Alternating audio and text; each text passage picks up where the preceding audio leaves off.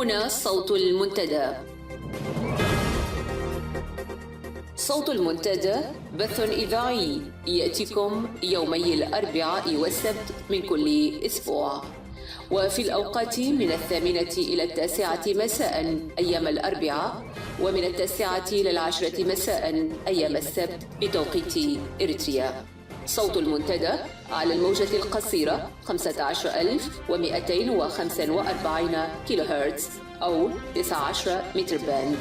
صوت المنتدى على مدى 24 ساعة في القمر الصناعي النايلسات ب8 درجات غربا، وعلى تردد 11678 للاستقطاب الرأسي. صوت المنتدى علم مستقل وحوار وطني بناء. صوت المنتدى.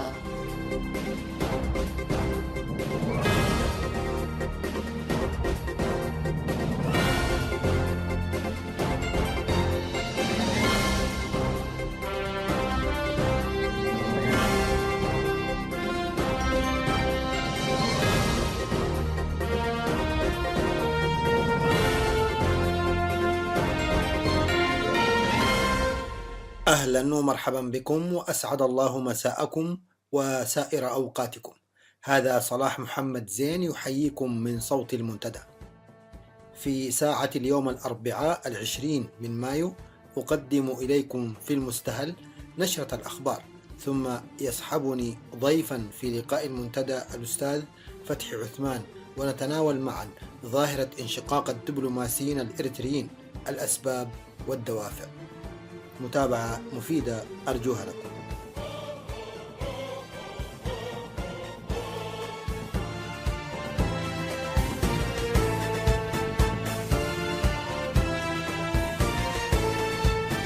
إذا الشعب يوما أراد الحياة فلا بد أن يستجيب القدر. إذا الشعب يوما أراد الحياة فلا بد أن يستجيب القدر. إذا الشعب يوما أراد الحياة فلا بد أن يستجيب القدر.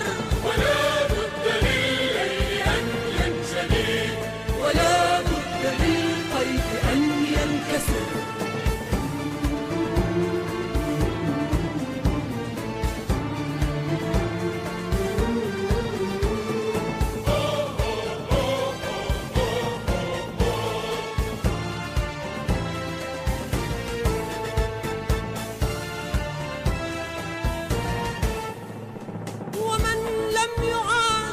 شوق الحياة تبخر في جوها واندثر، فويل لمن لم تشقه الحياة من صفعة العدم المنتصر. كذلك قالت لي الكائنات وحدثني روحها المستتر. كذلك قالت لي الكائنات وحدثني الشعب يوما أراد الحياة فلا بد أن يستجيب القدر. ولا بد للليل أن ينجلي، ولا بد للحي أن ينكسر.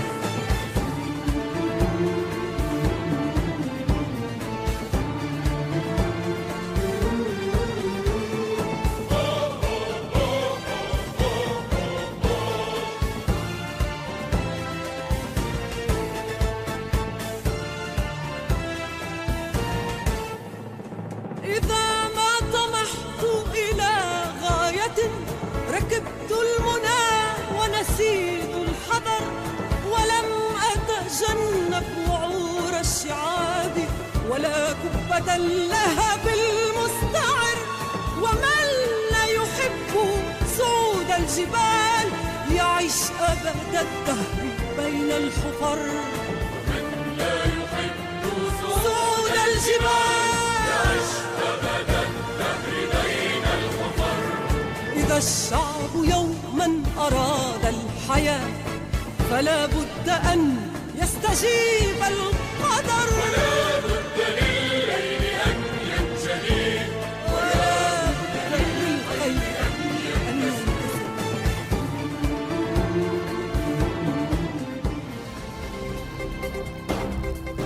صوت المنتدى.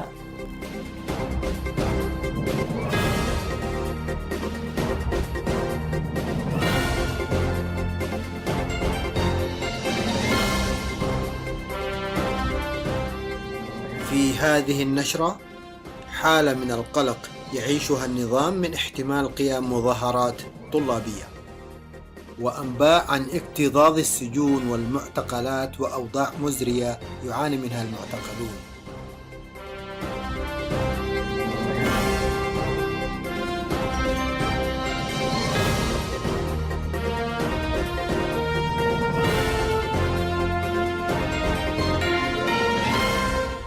إلى تفاصيل النشرة.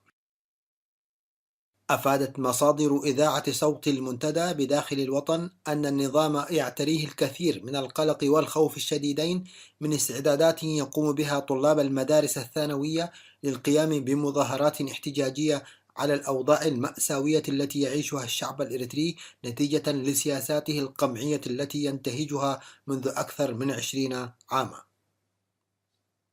وذكرت الأنباء القادمة إلينا من أسمرة أن النظام كثف من حملات المراقبة ومضايقة طلاب المدارس الثانوية خلال الأيام الفائتة، وذلك بدرع جواسيس جهاز الأمن ومجنديه من منتسبي فرقة النواة والتابعة للاتحاد الوطني لشباب وطلبة إريتريا المظلة الاستخباراتية للنظام. وتنطلق هواجس الأجهزة الأمنية القمعية للنظام من معلومات تحصل عليها مكتب الاتحاد الوطني للشباب وطلبة إريتريا فرع مدرسة البحر الأحمر، والتي تطرقت إلى جهود نسوية مكثفة تتبع وسائل جد سرية لتعطيل الطلاب ودفعهم إلى القيام بتظاهرات احتجاجية على الأوضاع اللا إنسانية التي يعيشها الشعب الإريتري تحت حكم النظام القمعي والديكتاتوري. وتسعى الأجهزة الأمنية للنظام للقبض على النساء المعنيات والبحث عن معلومات تعينها على قمع التظاهرات في مهدها، وبالتالي القضاء على الوعي الجمعي الذي بدأ يتشكل في أوساط الطلاب.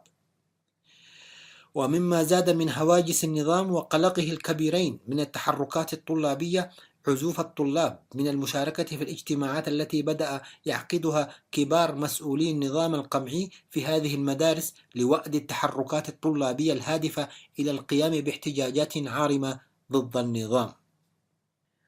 ويسعى النظام جاهدا عبر أجهزته الأمنية للحد دون التحام هذا الوعي الجمعي بين طلاب المدارس الثانوية إلى بقية الطلاب في المؤسسات التعليمية العليا كالمعاهد والكليات الجامعية المختلفة في البلاد، وذلك بتكثيف وسائل المراقبة والتنصت.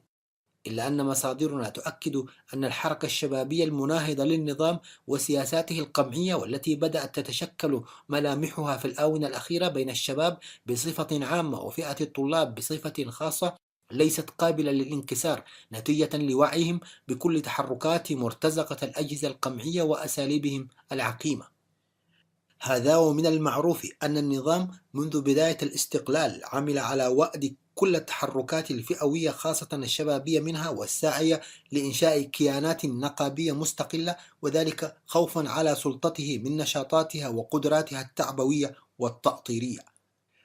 وفي المقابل عمل على إنشاء كيانات تعمل كمظلات لأجهزته الأمنية القمعية لتمارس الترهيب بين أوساط الشعب خاصة فئتي الشباب والطلاب.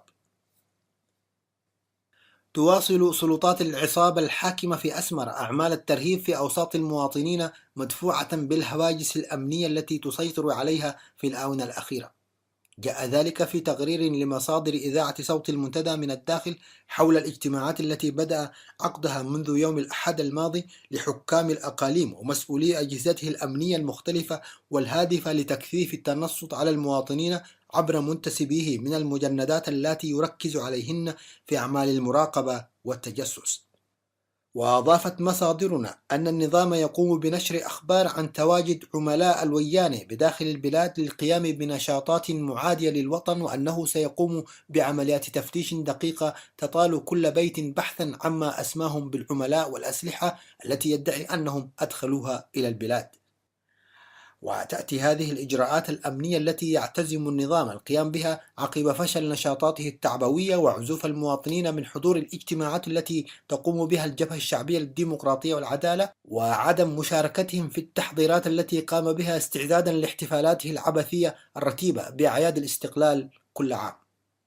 إلى ذلك يقوم النظام للتستر على فشله بمحاولات إقناع المواطنين وتسخير مساهماتهم في احتفالاته بأعياد الاستقلال في نشاطاته الدعائية. يقوم في هذه الفترة بتوزيع الملابس على بعض النساء اللائي جندهن في أعماله الاستخباراتية على المواطنين بغرض إسباق هذه الاحتفالات بمظاهر شعبية. هذا ومن المعروف أن البلاد تحتفل هذا العام بالذكرى 24 للاستقلال في ظل تلاحق الكوارث على الشعب الإريتري في مرحلته العصيبة مع النظام الاستبدادي، وفي ظل موت وغرق الآلاف من أبنائه في صحاري العالم وبحاره، آخرها كان غرق المئات منهم في عرض البحر الأبيض المتوسط وقطع رؤوسهم بطريقة لا إنسانية على يد التنظيم الإرهابي داعش، في ذات الوقت الذي لجأ فيه النظام للصمت وعدم إظهاره أي تعاطف مع الضحايا وأسرهم، بل استمر في إعداد العدة لحفلات الرقص والمجون، متخذا من هذه الذكرى العظيمة مناسبة لترهيب المواطنين والاستمرار حكمه الاستبدادي.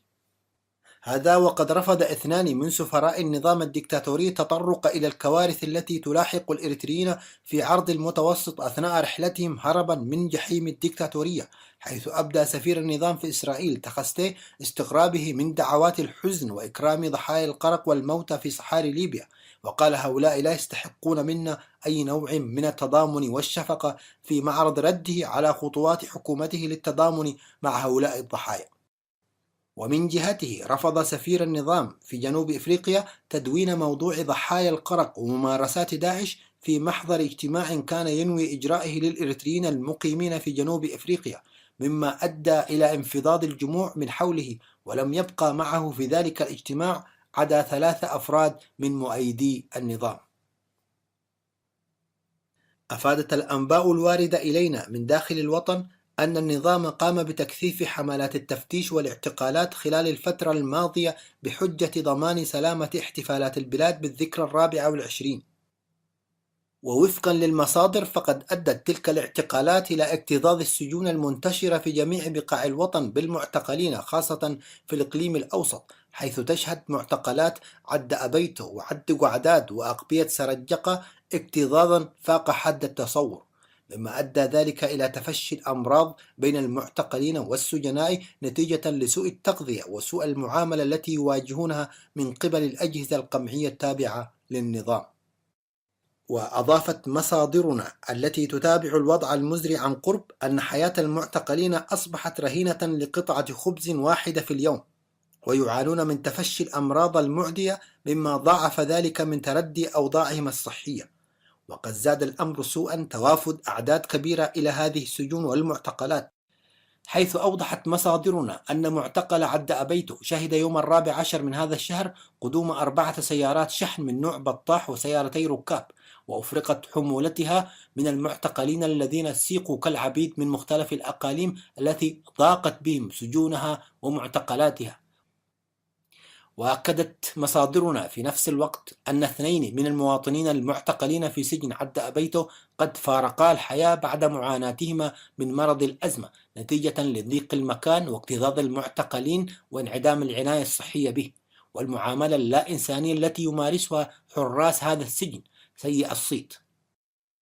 وتعاني أسر المعتقلين في بحثها عن العدل والعدالة لأبنائها من الترحال والتجوال في طول البلاد وعرضها، فضلا عن الابتزاز الذي يمارسه مسؤولي هذه المعتقلات، سواء كان الابتزاز الجنسي أو المالي، من أجل إطلاق سراح أبنائها. من جهة أخرى أفادت مصادرنا من العاصمة أسمرة أن مجموعة مسلحة تابعة لقوات الحراسة الليلية التي تمارس الرعب والإرهاب في أوساط المواطنين اعترضت شابا في الساعات الأولى من صباح يوم الخميس الماضي بمنطقة قحوتة، وأبرحته ضربا وسلبت جواله وأمواله النقدية، ومن ثم أطلقت عليه النار واختفت عن الأنظار. وعندما بدأ الشاب في سرد تفاصيل القصة في مستشفى حليبت الذي نقل إليه بتعاون المواطنين، قامت الأجهزة الأمنية بأخذه إلى عنبر مختص بعلاج السجناء والمعتقلين للتستر على تفاصيل الحادثة المؤلمة. نهاية النشر.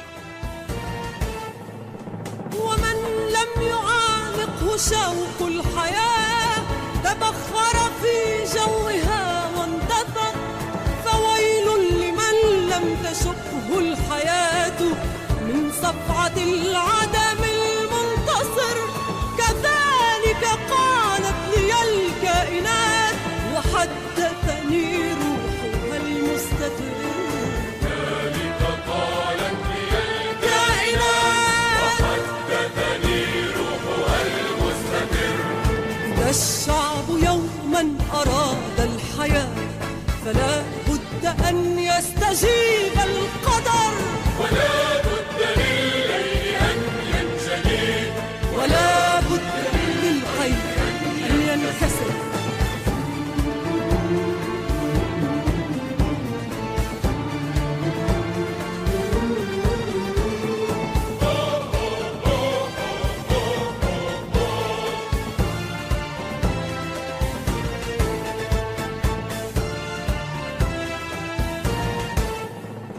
إذا ما طمحت إلى غاية ركبت المنى ونسيت الحذر، ولم أتجنب وعور الشعاب ولا كبة اللهب المستعر.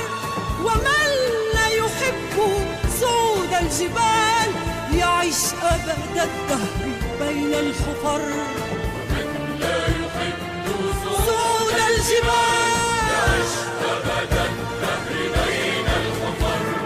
إذا الشعب يوما أراد الحياة فلا بد أن يستجيب القدر، ولا بد للليل أن ينجلي، ولا بد للخير أن ينكسر.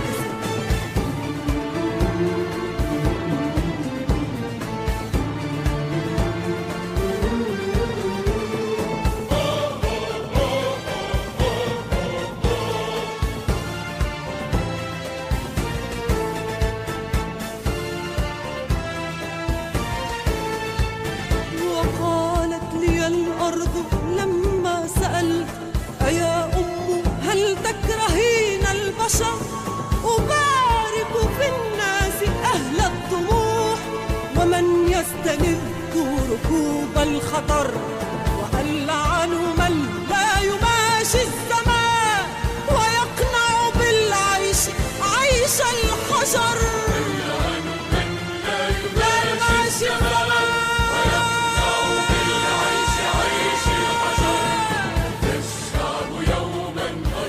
الشعب يوما أراد الحياة فلا بد أن يستجيب القدر. الشعب يوما أراد الحياة فلا بد أن يستجيب القدر.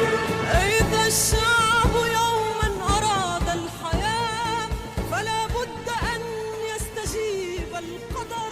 المستمعون والمستمعات الأكارم، في لقاء المنتدى لهذا المساء نستضيف للمرة الثانية الأستاذ فتحي عثمان لمناقشة ظاهرة انشقاق السفراء والدبلوماسيين الإريتريين. أهلا ومرحبا بك مرة أخرى أستاذ فتحي. أهلا ومرحبا بك زميلي صلاح وكل المستمعين في إذاعة المنتدى. شكرا لتواجدك معنا لليوم الثاني في لقاء المنتدى لهذا اليوم الأربعاء. شكرا لكم جميعا. مرحبا. الله يسلمك. طيب، سننطلق من مقال أخير كتبته تحت عنوان ظاهرة انشقاق الدبلوماسيين الإريتريين، الظواهر والأسباب. فكمدخل تحدثنا عن ما هي الأسباب التي دعت الدبلوماسيين والسفراء إلى ظاهرة انشقاقهم. جيد. الحقيقة أنه الدبلوماسيين الإريتريين يمثلوا ظاهرة في الدبلوماسية الدولية بظاهرة انشقاقهم عن الحكومة، ويبدو حقيقة أن الحكومة الإريترية هي أكثر حكومة لديها منشقين عنها في مجال السلك الدبلوماسي. لو أخذنا مثلا روسيا فيما مضى والاتحاد السوفيتي السابق، كان هناك دبلوماسيين يطلبوا اللجوء السياسي ويهربوا وينشقوا عن النظام السابق في الاتحاد السوفيتي، أيضا كوريا الشمالية، الصين وبعض الدول. ولكن في الغالب يعني إريتريا تكاد تكون ضربة رقم قياسي، لأن الظاهرة بدأت من سنة 2000 وبدأت بالموظفين تحت مسمى درجة السفير، أي نائب رئيس البعثة والسكرتير الأول والثاني والثالث والقناصل، إلى أن وصلت لدرجة السفراء. وأحصينا يعني في المقال تقريبا إلى اليوم هناك 7 سفراء إريتريين معتمدين في دول كبرى انشقوا عن النظام. وطبعا كل حالة من هذه الحالات تعتبر حالة يعني خاصة، ولكن يجمع بينها أنها يعني ظروف سياسية مثلا واقتصادية ومهنية في نفس الوقت، وهذا ما أشرنا إليه.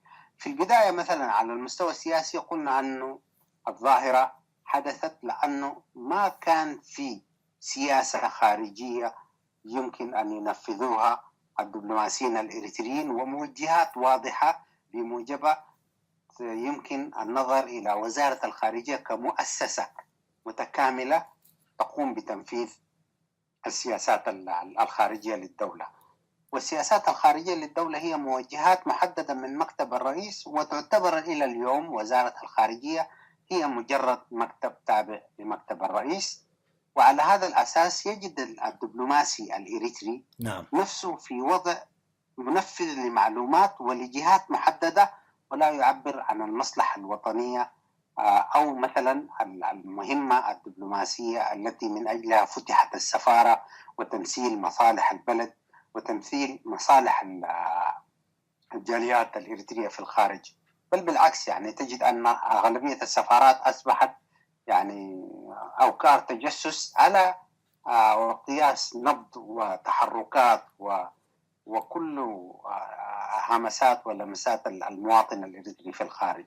وكل هذا طبعا أدى إلى أنه الموظف الدبلوماسي في كثير من الأحيان يجد نفسه في موقف لا يستطيع عبر التعبير عن سياسة البلد، ولذلك ينشق من الناحية السياسية ويخرج على هذه الإدارة. جميل. لو رجعنا إلى بداية ظاهرة الانشقاقات أو الخروج، نرى أو نجدها مع ظهور مجموعة 15 المعروفة بالمجموعة الإصلاحية، وتحديدا بعد الاعتقالات التي جرت في حقهم. هل نستطيع أن نربط ذلك بأن هؤلاء السفراء عبروا بترك النظام والخروج عليه بالوقوف إلى جانب الإصلاحيين؟ وهل يعتبر هذا رفض للنظام وسياساته؟ هذا سؤال جيد، لأن هذا السؤال يلقي الضوء على تطور الجبهة الشعبية. أولا، المرحلة اللي شهدت الحرب الأخيرة مع إثيوبيا أحدثت تحولات كبرى داخل الجبهة الشعبية. التحولات هذه تبدت في مجموعة 15، والتذمر الحادث كان في أوساط المقاتلين وأعضاء الجبهة الشعبية عامة. ثانيا، المعالجة التي تمت من قبل الرئيس والتابعين له مقابل هذه المجموعة الإصلاحية. يعني كان في ضرب بقبضة حديدية على هذه المجموعة، وأدى هذا إلى أن تكون يعني المجموعة ضحية لتنكيل واعتقالات وتغييب في السجون. هذا أدى انطباع عام لدى كل الذين كان لديهم تحفظات في خط ومسار الجبهة الشعبية إلى إعلان موقفهم بشكل واضح. فهنا حدثت ردة كما يمكن تسميتها عن المبادئ التي ارتكزت عليها الجبهة الشعبية، وتراجع عن الإصلاحات التي يعني وعدت بها الجبهة الشعبية في المؤتمر التنظيمي الأخير في نفخ سنة 94. وهذا مثل في حد ذاته باب للخروج على هذه السلطة وعلى هذا الجبروت الذي مثله بالتحديد إسياس أفورقي والمجموعة الموالية له الآن. لذلك حقيقة أنه أصبحت هناك خيبة أمل نتيجة ضياع الخط الذي كانت تناضل من أجل الجبهة الشعبية وتحولها إلى حكم فردي تسلطي. هذا أدى في الأخير إلى الخروج عنها. الذين توفرت لهم الفرصة من الدبلوماسيين في الخارج أعلنوا إنشقاقهم بشكل مباشر. نعم. وخير مثال على ذلك السفير أدحنوم قبر مريم، سفير إريتريا السابق لدى نيجيريا وأحد أعضاء مجموعة ال15، وهو الذي كان عضو اللجنة المركزية للجبهة الشعبية وممثل إريتريا كان في نيجيريا، وجد نفسه من الصعب، وخاصة عند النظر إلى الوضع الذي تعرض له زميله السفير براخي نعم وزير الإعلام. نعم. الذي كان سفيرا في ألمانيا وكان يعني عضو في اللجنة المركزية للجبهة الشعبية. نعم. وكان أحد الموقعين على مذكرة ال15. وعاد السفير براخي إلى إريتريا وتم اعتقاله ولا يعرف مكان اعتقاله حتى اليوم. إذن مثلت هذه كمان مع قائمة من الوزراء وأعضاء اللجنة المركزية والبرلمان. نعم. طبعا يعني نعم. عندنا هناك وزراء ومسؤولين كبار ومسؤولي أقسام في وزارات. صحيح. وكل هؤلاء تم اعتقالهم طبعا، لكن احنا طبعا لأنه نتناول موضوع الدبلوماسيين صحيح نركز أكثر على الدبلوماسيين. نعم. من هذه المجموعة. نعم. فكان من ضمن هؤلاء الدبلوماسيين اللي أعلنوا انشقاقهم بشكل مبكر السفير أدحنوم، وتلاه محمد برهان بلاتا أيضا الذي كان أيضا من ضمن الموقعين على المذكرة. نعم. وهناك دبلوماسيين آخرين يعني لم يكونوا موقعين ولكنهم انشقوا نتيجة معرفتهم وإدراكهم بأن الخط الذي يمثلونه أصبح يعني مهدد. نعم. وأصبح كل الذين ينادون به وأبطاله ورموزه وراء القضبان. نعم. نعم. جميل. جدير بالذكر أيضا طالما ذكرت الوزير والسفير براخي، وهو عاد ويعلم أنه عائد إلى نظام يريد أن يعارضه من الداخل، جدير بالذكر أيضا أن نذكر السفير والدبلوماسي حامد حمد، هو أيضا من الذين أشاع النظام بأنه هرب ولن يعود، ولكن عاد إليهم، عاد ويعلم أنه أيضا عمله من الداخل أو احتجاجه ورفضه أو معارضته ومحاولة إصلاح ما يمكن إصلاحه من الداخل سيكون ثمنه غالي، وهو الآن يدفع الثمن. وأريد يعني بهذه المناسبة أيضا أن أذكر شيء يعني من غرائب الأمور. يعني الدول الأخرى قد لا تعرف مثلا الوزراء، لأن الوزراء يعملون في الداخل، ولكن السفارات تعرف الدبلوماسيين الذين كانوا معتمدين لديها فتسأل عنهم. يعني أنا في بعض الدول التي عملت فيها يسأل الدبلوماسيين عن بعض السفراء، وأخص هنا يعني الزميل حامد حمد فك الله أسره. حامد حمد يسأل عنه يعني لأنه كان له دور إيجابي في تطوير العلاقات الإريترية السعودية، ويسأل عنه السعوديون يعني عندما يعلموا أنه يعني موجود في السجن ودون محاكمة، يعني يثير الأمر عندهم يعني غرابة. وهذا ما يمكن أن يحدث في ألمانيا نتيجة معرفة أنه السفير الذي كان معتمدا لديهم موجود في السجن ودون محاكمة. والأمر ينطبق أيضا على السفير ريمياس دبساي سفير إريتريا لدى الصين يعني والمعتقل أيضا. فهذا طبعا يثير يعني تساؤلات لدى الدول التي كانوا ممثلين فيها، يعني شيء غريب. نعم نعم نعم. وأيضا طالما أتينا على ذكر بالأسماء دبلوماسيين وسفراء، فهناك من كان على رأس وزارة الخارجية ورئيسا للسفراء والدبلوماسيين، وهم ربما ليس بالترتيب لكن شريف وكان وزيرا للخارجية، بطرس سلمون كان وزيرا للخارجية، درع كان وزيرا للخارجية. نعم يعني من المفارقات أن هناك 3 وزراء خارجية. نعم 3 وزراء خارجية يعني من تناوبوا على هذا كما ذكرت. أولهم فك الله أسره محمود شريف وبطرس سلمون أيضا وهايلي درع وهايلي ولدة سيد درع. ويضاف إلى ذلك طبعا وكيل وزارة الخارجية السفير السابق لدى السودان صالح كيكيا أيضا يعني من ضمن الأسماء البارزة. والتي لا يزال يعني البعض يتساءل عن مصيرها يعني. نعم. إذن نعم هذا يقودنا بأن ربما بعد الكتابات وبعد التعليقات هنا أو هناك لا تستحق الرد عندما تجرم من يدفع الثمن الآن في السجن وكذا، ولكن هذا يكفي أن يكون هناك 3 وزير للخارجية فقط، وهناك وزراء لوزارات أخرى في السجن، ولكن كما قلت الحديث الآن عن وزارة الخارجية وكوادرها، وهناك هذا العدد من السفراء.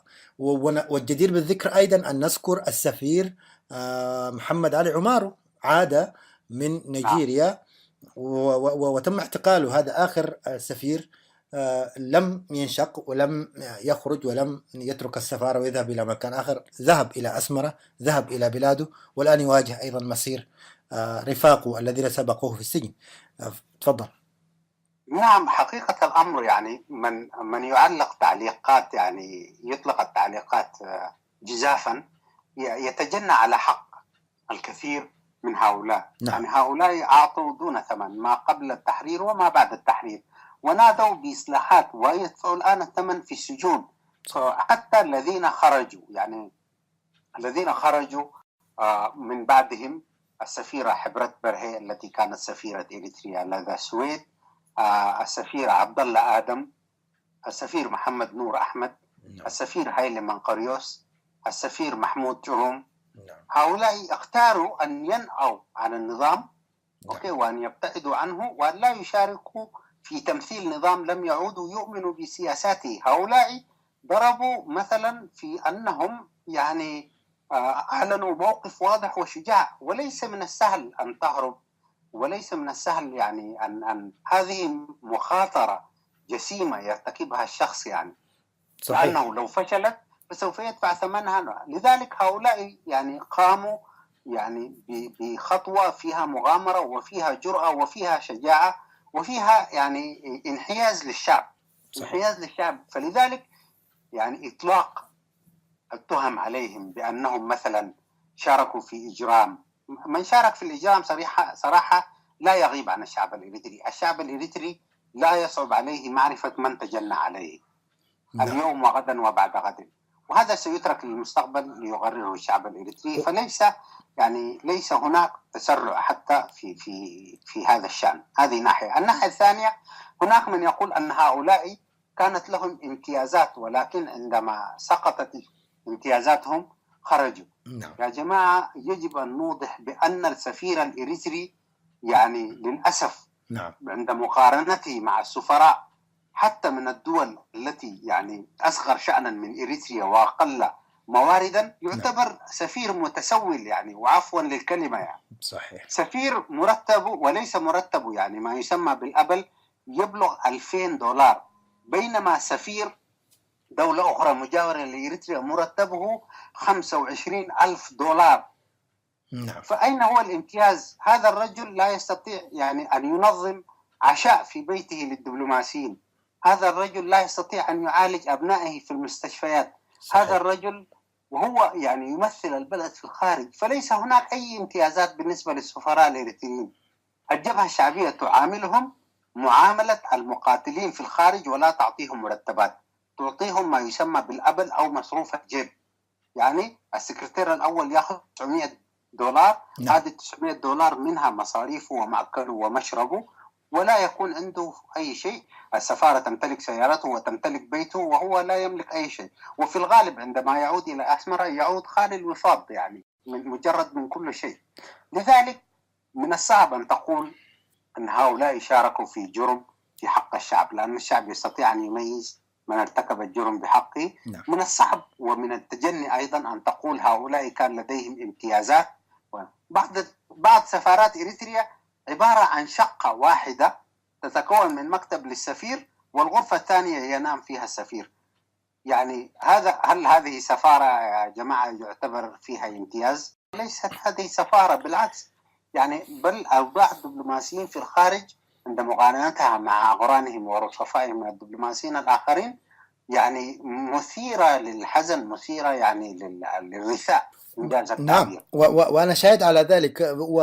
والسفير والقنصل والسكرتير الأول وكل كادر إن كان يعني قد تم استقدامه من الخارجية من أسمرة أو تم تعيينه محليا، دوامه مفتوح، يعني ليس هناك ساعات محددة. يعني أنتم كنتم مثلا في الرياض تأتون بالليل، والواحد يطلع يمشي متأخر إلى بيته في منتصف الليل، وعليه أن يأتي بالصباح حسب بداية دوام السفارة.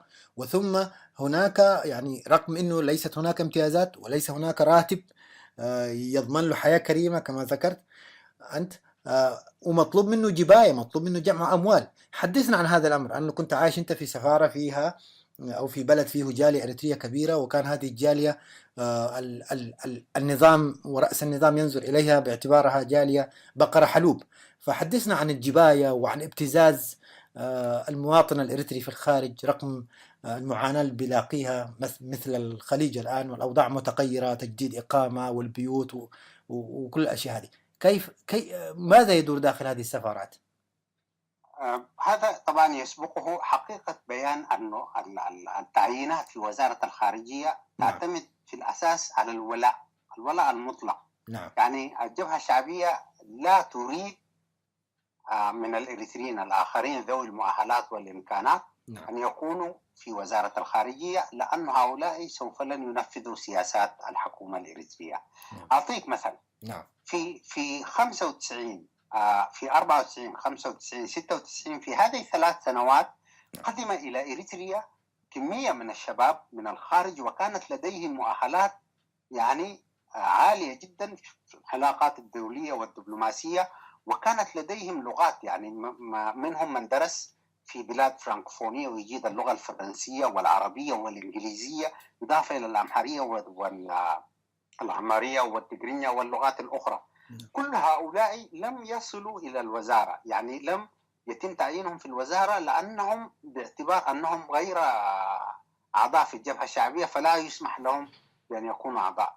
من ضمن هؤلاء يعني أحد الزملاء الذين كان له درجة الماجستير من ألمانيا، وكان يحمل جنسية ألمانية، وكان يعمل في وزارة الخارجية متطوعا، وهذا الرجل يستحق درجة سفير، ولكن للأسف يعني كان يعني يعمل في قسم مهمش داخل الوزارة، وهو يجيد اللغة التجرينية والعربي والألماني والإنجليزي يعني بطلاقة وبنفس الكفاءة، ولكن يعني هذا لا يسمح له بالتطور. إذن يعني واحد من عوائق العمل أن الكفاءات الدبلوماسية أيضا كانت محدودة، وكان المعيار فيها هو معيار الولاء. عندما يخرج الدبلوماسي إلى الخارج يعني ليس لديه أولا أي امتيازات كما يشاع، ثانيا يخرج بمسمى وظيفي سواء كان سكرتير أول أو إلى آخره، ويظل خالدا في هذا التسمية، يعني لا يحدث أي نوع من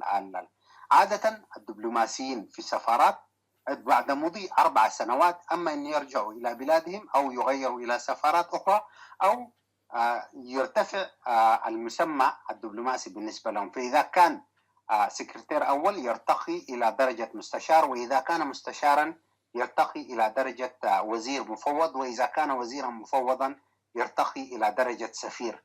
هذه ليست موجودة هناك. يعني إذا أنت خرجت مثلا بأن سكرتير أول فتجلس تقريبا 10 سنوات في سفارة من السفارات، وأحد الزملاء المعروفين قضى 12 سنة في سفارة دولة سفارة إريترية في الخارج بمسمى سكرتير أول، بينما يعني أقرانه من السفراء من السفارات الأخرى وصلوا إلى درجة سفراء، وهو لا زال في درجة سفير. نعم. هذا الشخص مطلوب منه أن يكون هو مسؤول الشؤون المالية، مطلوب منه أن يكون هو يعني مثلا في سفارة بدون ذكر اسم، هذه سفارة إريترية في الخارج فيها سفير فقط، وليس لديه سكرتيرة، وليس هو السفير، هو السكرتير وهو السائق، سفير واحد فقط. ويمكن لمن يريد أن يتقصى ويعرف أين هذه السفارة، سفارة إريترية بسفير واحد فقط، وهذا السفير مضى عليه الآن تقريبا حوالي 10 سنوات بدون أن يكون معه مساعد بدرجة سكرتير أول أو ثاني أو ثالث، وهو من يجدد الجوازات، وهو من يعطي التأشيرات، وهو من يسوق السيارات، وهو من يستقبل يعني هذه حالة السفير. كان بودي انه لا نرهق المستمع بانه يبحث، فقل لنا اين هذه السفارة، وحتى لو ما ذكرت اسمه يعني سهل للمستمع الامر. تفضل. هذه كانت يعني حسب معلوماتي هي سفارة إريتريا في طوكيو. جميل. نعم. يعني طوكيو تعتبر من أغلى العواصم، وإريتريا لديها شقة صغيرة، والسفير هذا يعني حسب ما معلوماتي وحسب يعني آخر متابعاتي له، وكنت أرثي لوضعه أنه هو يعني سفير كان يعمل بدرجة وزير في إريتريا، وتم نقله للعمل سفير لدى اليابان. لديه شقة صغيرة يقسمها إلى قسمين، قسم مكتب والقسم الآخر منام للنوم، وليس لديه سكرتيرة. بينما نعم. هناك سفير آخر يعمل في دولة أوروبية، السكرتيرة لديه مرتبها بحسب قوانين الدول الأوروبية، طبعا هناك حد أدنى وحد أعلى للمرتبات، مرتبها يبلغ 1800 يورو، بينما السفير يعني مرتبه أقل من ذلك، يعني 1200 أو 1300 يورو. يعني هي من تعمل لديه مرتبها أكثر منه. يعني إذا كان أنت تذهب للتعامل مع الجاليات في الخارج والإريتريين ينظرون إليك يعني بأنك أنت حتى أقل منهم مرتبة وأقل منهم وضعا، فلست أنت بمؤهل على أساس أن تكون حتى في مرتبة أن يمثل الحكومة يعني، أو يكون رسول للحكومة بالنسبة لناس أوضاعهم الاجتماعية والمالية والاقتصادية أفضل منك يعني. إذا عدنا أستاذ فتحي إلى طوكيو، ما هي الأسباب التي تجعل النظام يرسل شخص واحد يعمل سفير وسكرتير وسائق ومجدد جوازات؟ هل هي الغلاء يعني غلاء المعيشة؟ يعني تعتبر طوكيو طبعا من أغلى العواصم في العالم. يعني تقدر المسافة من المطار إلى المدينة ب100 كيلومتر. وتقريبا المسافة التاكسي ممكن يأخذ منك $100 في المسافة من المطار إلى. طيب يبعث معه سكرتير نائب يعني يعمل معه بنفس الراتب اللي في أسمرة. هذه أنا أقول لك يعني نحن في السفارات نضع السفير في موقف العامل، وهذا يعني أنا أقول لك في سفارة من السفارات في الشرق الأوسط وبدون تسمية كان السفير هو القنصل، وكان هو القائم يعني السفير والقنصل في نفس الوقت يعني. فكان في بعض الأحيان يعني يقفل مكتب السفير لينزل إلى مكتب القنصل ليؤدي مهام تجديد الجوازات وأخذ الضرائب من المواطنين، ويخصص يوم لكونه سفير ويوم آخر لكونه قنصل. هذه حقائق يعني بالنسبة للسفارات الإريترية حالات يعني مثيرة للرثاء يعني صراحة. بمناسبة الضرائب، عفوا لقطع حديثك، نعود إلى ما سألتك منه، واللي هو الابتزاز، الجباية، إرهاق الناس. يعني تحديدا أنا حأذكر السعودية في 3 جولات من الحرب مع إثيوبيا، الناس في السعودية رغم الظروف اللي تمر بها الإريتريين يعني دفعوا 2,500 ريال، راتب في الجولة الأولى، ثم راتب في الجولة الثانية للحرب، ثم 500 في الجولة الثالثة. ما هي الحالات اللي كانت تواجهك وأنت هناك؟ حدثنا عن معاناة الناس مع هذه السفارات.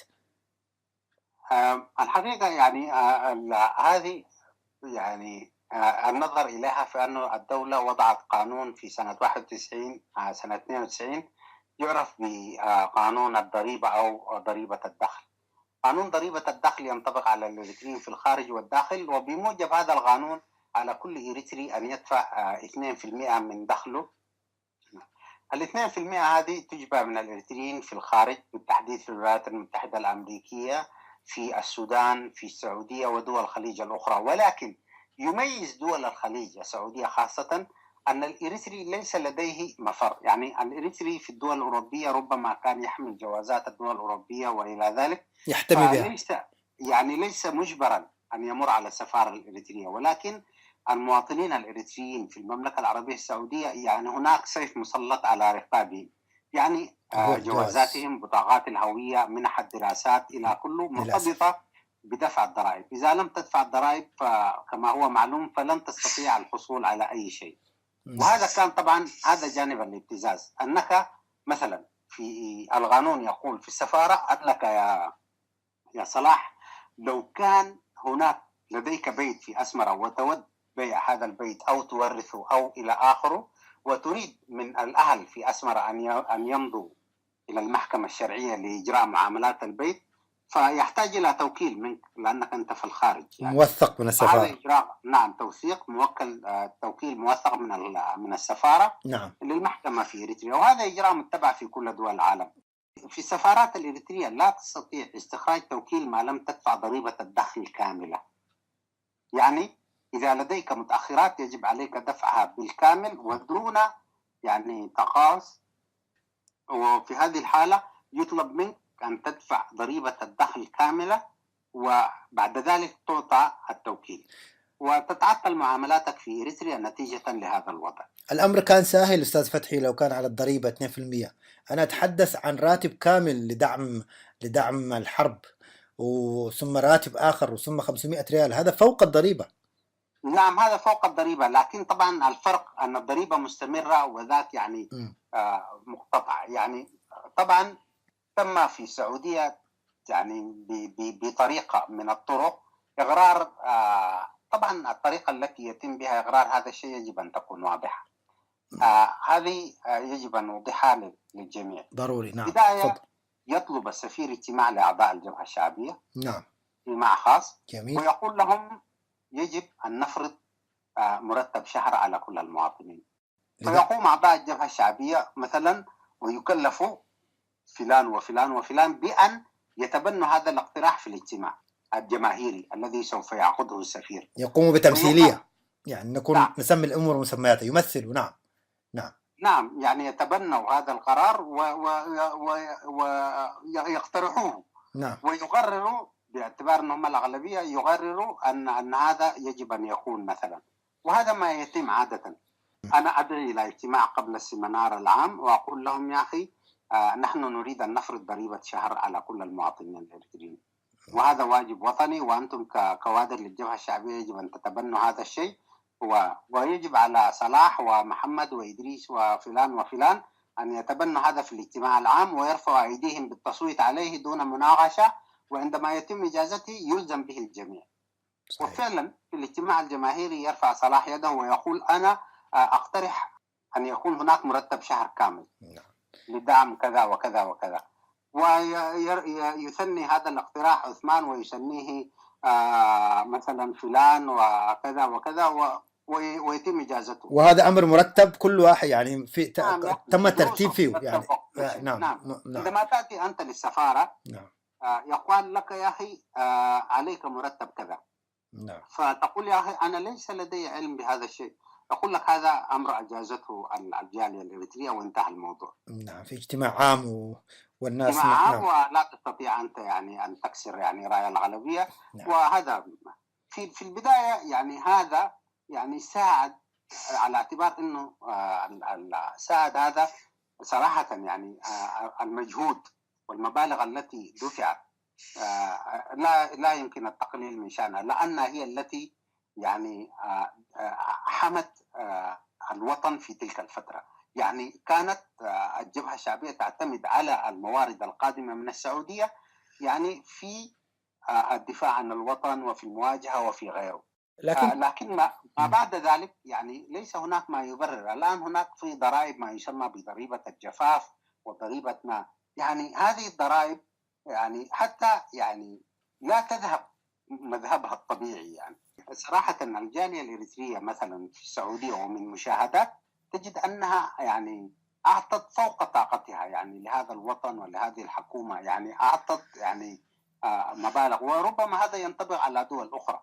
قد يكون يعني هناك يا صلاح أيضا حقيقة يجب أن نذكرها، البعض قد يرى أنه أنا كنت جزء من هذه الآلية يعني. نعم. فقد يستغرب الآن يعني أنك كنت دبلوماسي، كنت تعمل في هذا المجال، الآن كيف لك أن تتحدث في هذا؟ الحقيقة يعني الواحد كان جزء من آلية كبيرة. نعم. وهذه الآلية كانت تعمل سواء أنت وقفت ضدها أو لا هي سوف تستمر، ولكن يشفع لك أنك في يوم من الأيام خرجت عنها وتحدثت عنها، ويجب أن تفضحها حتى لا يظل هناك يعني لا تستمر في حلب إمكانات المواطنين وامتصاص دمائهم يعني. أحب أن أقول أنه نحن الآراء التي تنحى بالأمور منحى شخصي لا نلتفت إليها. كما قلت، أنت كنت والآن تكون فيما شئت، وليس المعارضة ليست حكر على أحد، والمواقف هي قناعات. متى ما وصلت إلى شيء أنه هذا الأمر وبلغ حد أن لك لا تستطيع أن تستمر مع هذا النظام، في الوقت الذي تراه مناسب تترك النظام. فقط هذه النقطة نعم. هذه النقطة يعني ضمن السياق. نعم. لذلك خروج بعض السفراء نعم. يعني كان مكسب حقيقة للعمل المعارض. بعض الناس يتساءلوا نعم. هل خروج السفير فلان وفلان هل كان هذا مكسب نعم. أو ضرر؟ بالفعل هناك بعض السفراء أصبحوا رموزا ومتحدثين باسم العمل المعارض، وأصبحوا لهم مواقف يعني جريئة وشجاعة ضد الحكومة، واعتمدوا على خبراتهم الدبلوماسية. وهنا هناك السفير مثلا عند برهان ولد جرجس وله دور مشهود، والسفير محمد نور أحمد، والسفير حمد كله، والسفير محمد نور ديغول. يعني هناك أسماء، والسفير عبد الله آدم، والسفير هايلي منقريوس. هؤلاء يعني لهم دور وأثروا العمل المعارض، ويعني أشاروا بقدراتهم الدبلوماسية إلى الحقائق. والسكرتير الأول في سفارة جيبوتي الأستاذ حامد درار. نعم. هناك الكثير من الذين انخرطوا في العمل السياسي، وكان لهم دور مشهود يعني، ولا زالوا يعني يعطوا بتفاني. من هؤلاء يعني محمد، يعني كما ذكرت حامد درار، وهناك آخرون من يعملون حتى بصمت، ولكنهم لا زالوا يعطوا. يعني من المقالات التي كان يكتبها سعادة السفير حمد كله ولا زال يكتبها تفضح يعني، وكمان المساهمات الأخرى من قبل السفير محمد نور أحمد مقدرة يعني مقدرة حتى داخل المؤتمرات والهياكل المعارضة في الخارج. فلذلك يعني كان هناك إسهام وأثروا العمل المعارض في الخارج يعني. ونتمنى يعني، والآن عندنا سعادة السكرتير الأول محمد إدريس جاوج، هذا الذي خرج على النظام بجرأة وبوضوح. خرج على النظام بجرأة ووضوح، وحدد موقفه بشكل يعني شجاع وجريء. طيب، كيف يمكن الاستفادة الآن من هذا الكم الهائل والنوعي أيضا من السفراء والكوادر العليا في العمل الدبلوماسي الإريتري خرجت؟ كيف يمكن أن المعارضة أن تستفيد منها؟ والله نحن نهيب يعني بكل الدبلوماسيين في الخارج أن يتحدثوا كل من موقعه وكل من خبرته.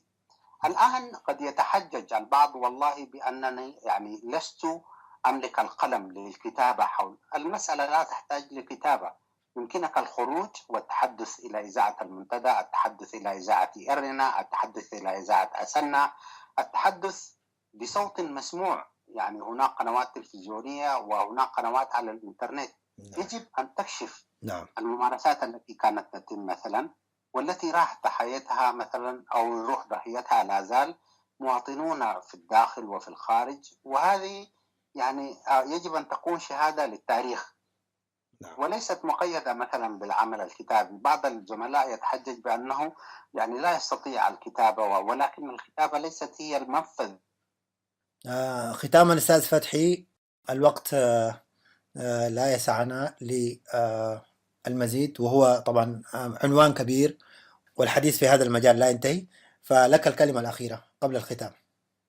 فعلا كما ذكرت أن الحديث متشعب وطويل ويمتد يعني بامتداد فترة 24 سنة من عمر الدولة وعدم المؤسسة في إريتريا. وطبعا نشير إلى حقيقة أنه ليست هناك سياسة خارجية للبلد، ولذلك تتخبط الدبلوماسية الإريترية، ونتيجة لذلك يخرج عنها كل يوم وينشق عنها كل يوم دبلوماسيون جدد. وبهذه المناسبة أتمنى من كل من يسمع من الزملاء العاملين في سفارات إريتريا في الخارج أن يبرأوا بذمتهم قبل سقوط هذا النظام. يجب عليهم أن يخرجوا، يجب عليهم أن ينحازوا إلى الشعب، يجب عليهم أن يبرئوا ذمتهم، يعني أن لا يكونوا شركاء في الجرائم التي ترتكبها الحكومة الإريترية في معنويا وإنسانيا في حق الشعب الإريتري.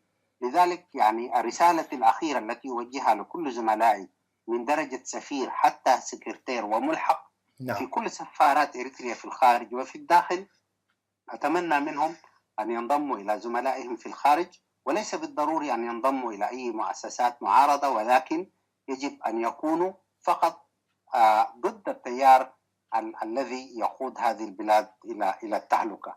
يجب أن يعلنوا مواقفهم بشجاعة وجرأة. وفي بهذه المناسبة أيضا أحيي كل الزملاء الدبلوماسيين الذين شقوا عصا الطاعة يعني على هذا النظام وأعلنوا بجرأة ووضوح وبكل جسارة موقفهم ضد هذا النظام بالانشقاق. فلهم التحية، ولكل الذين لم يأتوا أدعوهم يعني إلى الخروج. ونحن أيضا نحيي معك العاملين في السلك الدبلوماسي وفي كل الوزارات.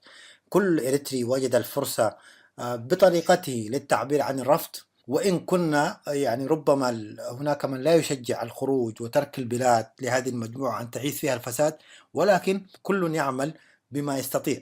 فنحيي الدبلوماسيين ونحيي الإعلاميين ونحيي كل العاملين في كل الوزارات، ونحيي في المقام الأول الأسرى الذين يقبعون في السجون.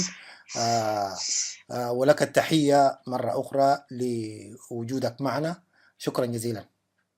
شكرا لك صديقي صلاح، ونتمنى أن نكون في تواصل لبيان حقائق الأوضاع الإريترية في الداخل والخارج. شكرا لك. نتمنى ذلك. شكرا لك. في أمان الله.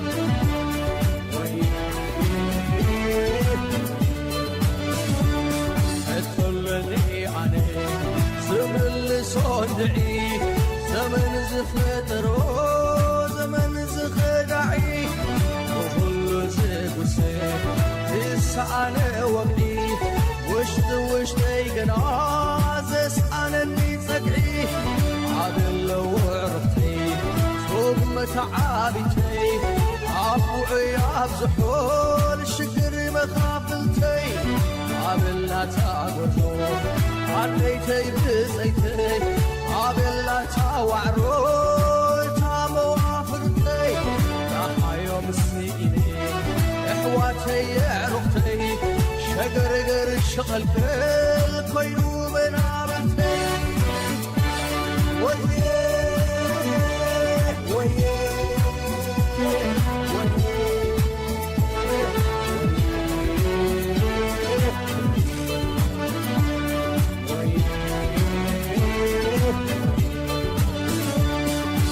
عندك غفز أخبط عاشقو سلام كليمو سلام هدعات قريب بتصوم حريمو حقوقي مو عندك زغرا أحجن قراحي لوم بتنتناتيو عبعدنا بدا شكر قرب واحنا برا تباراري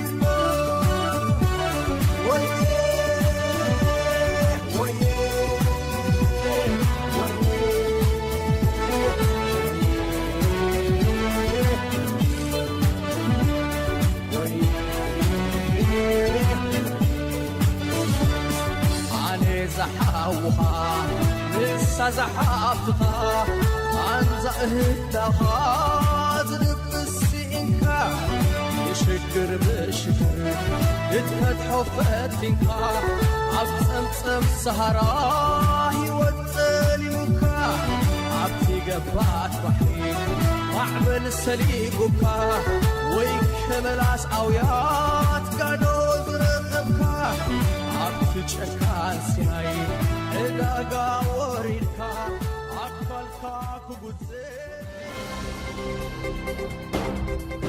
صوت المنتدى. بهذا نصل إلى ختام ساعة اليوم. شاكرين حسن متابعتكم وإصغائكم. نرجو مشاركاتكم الصوتية عبر الاتصال بأرقام الإذاعة. وحتى جديد اللقاء بكم بمشيئة المولى عز وجل، كونوا بخير وفي أمان الله.